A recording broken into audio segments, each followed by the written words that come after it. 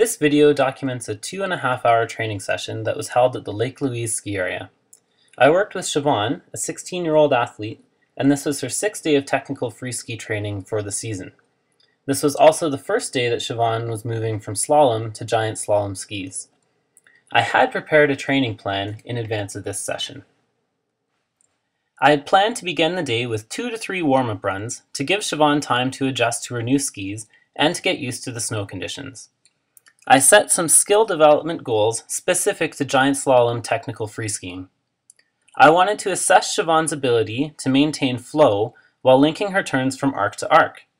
And I knew that I would need to develop Siobhan's stance and balance and edging skills to achieve my desired outcome of cleanly carved turns by the end of the session.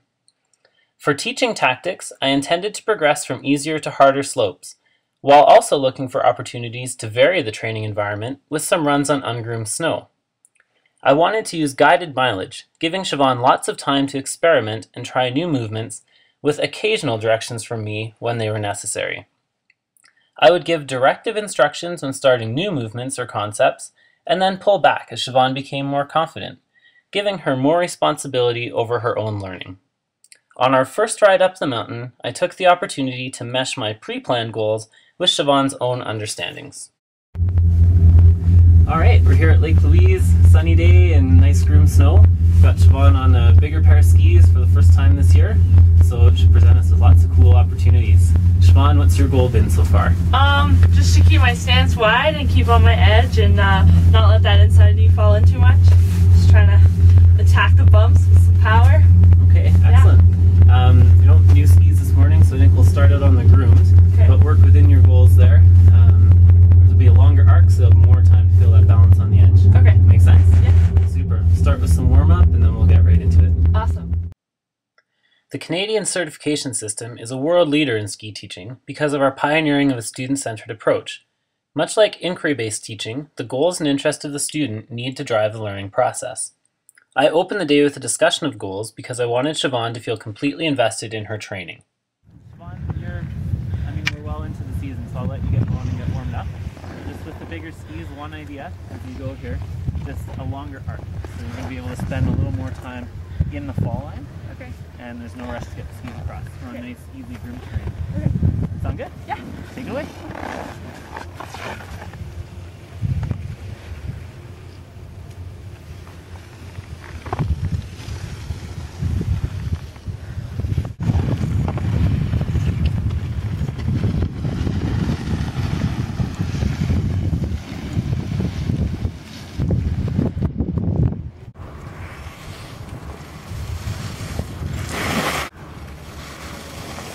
I'm still just warming up and watching from the bottom, so you get a good chance to watch the whole performance and just that big turn, trying to let the skis do a lot of work. As we progressed through the warm-up, I saw that Siobhan was performing quite well in terms of strength on the longer skis. It was also very clear to me that I wanted to improve her competency of flow at the same time. To help narrow my assessment to one skill priority, I used a decision training tool, prescribing a turn shape, while leaving the performance within the shape up to the skier. This tactic was an example of an enabling constraint. I established parameters that allowed the student to perform and at the same time helped to narrow my scope for assessing.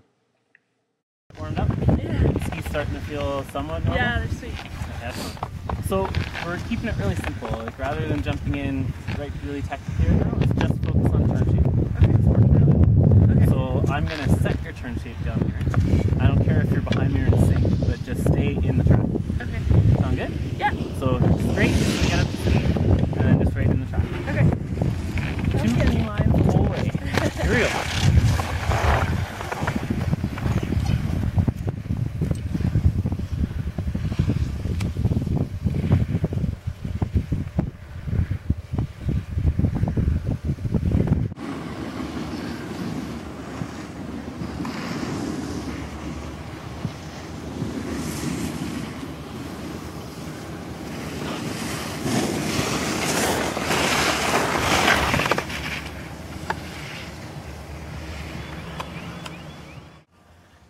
After finishing the warm-up and making a careful assessment to determine which essential skiing skill would really enable Siobhan to link carved turns with fluidity, I decided to work with stance and balance.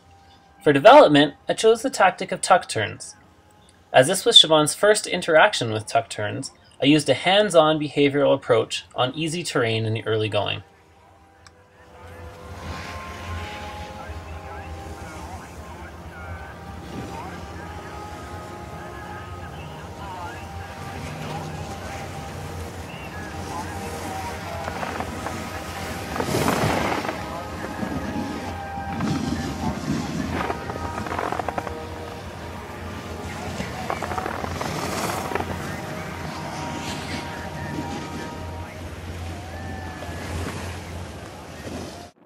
After some practice, resulting in a more consistently wider stance, it was time to blend the skill development into normal skiing. Cool, so jump right back into it. What you want to take from those tuck turns is the wider stance. Okay. So show me one more time. Like my tuck? Yeah. Leave your lower body the same and just relax the arms. And relax, relax, relax. Like up? Yeah. Okay. And that's your move. Okay, so I gotta be this low too? Ski the terrain. Okay. So you can make that choice. Okay. So down here, we'll start in a standing stance when you're on anything that has a pitch. Yeah. And then when you get onto the flats, go back into the tuck. Okay. And every time you come out of that tuck, keep the stance wide. So you're building from the bottom up. Okay. Let's give it a try. Okay.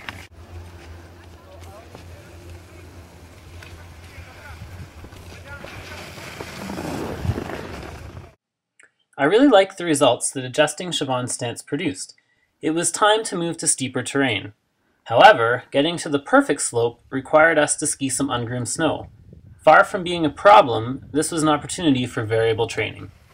So sometimes, to get to the best terrain you want to be on, it's not all groomed runs, but a good opportunity just to focus, keep it simple on turn shape, and I get to watch and feel how the flow looks. When we did arrive at the ideal run, it was time to get to work. Okay, so we're going to stick with the skill of working with that wider stance. Okay. But now that we're warmed up, skiing really well. If we look at the terrain, now we're on something a little steep.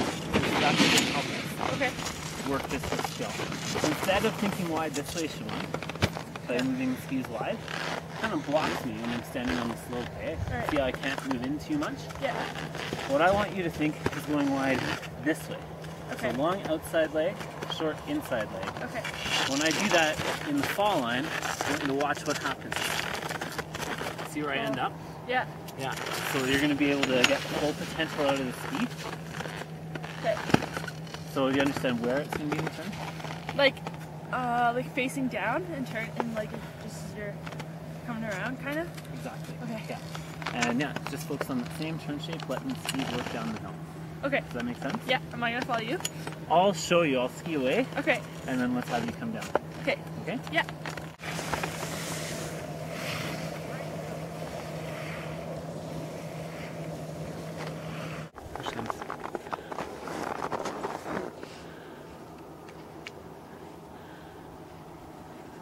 Wow. Look at the strength. Holy smokes.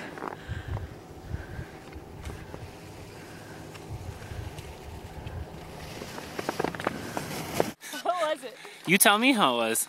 Well, it was kind of like really different, and I was going really fast, so I don't know if that was what it was supposed to look like. Yeah. Did you feel like you had control? Yeah. Yeah. Some parts it kind of felt like, but yeah. Controlled. In that part in the fall line. Yeah. Did you feel like you had grip? Yeah. And balance on the outside ski? Yeah. Then woohoo! Cool. Let's go practice. Okay. For the rest of the session, we employed deliberate practice to ensure that the learning which yielded awesome results at higher speed and on steeper terrain was confirmed. It was important to me that Siobhan left the training session confident in the changes she had made and proud of her efforts.